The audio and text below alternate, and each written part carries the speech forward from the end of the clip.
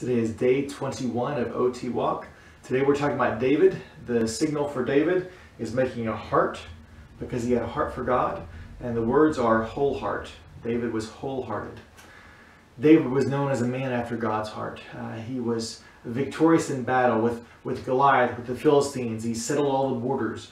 But he was also a man who loved to praise and worship. And we have many of his writings in the Psalms, of songs that he would just sing to God, sometimes out of the pain of his heart, sometimes out of the joy of his heart. But he always wanted to honor God.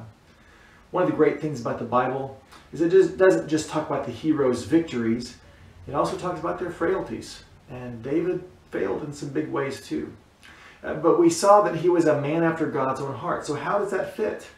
Well, there are really two different definitions of righteous in the Bible.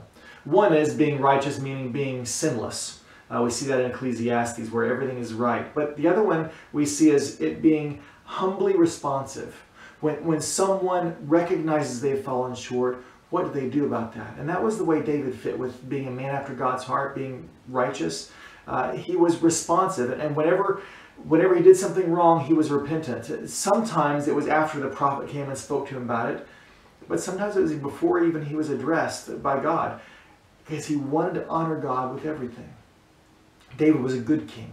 In fact, he was the standard for kings. So every king after that, they were measured by David. They were either a good king because they followed as David did with their whole heart, or they were not good kings because they didn't follow in David's pattern. David was a good king.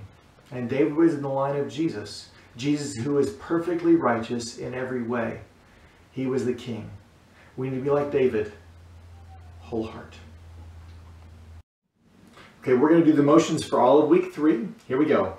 Second law, conquering, Judges, Samuel, Saul with no heart, David with a whole heart, Solomon with a half heart.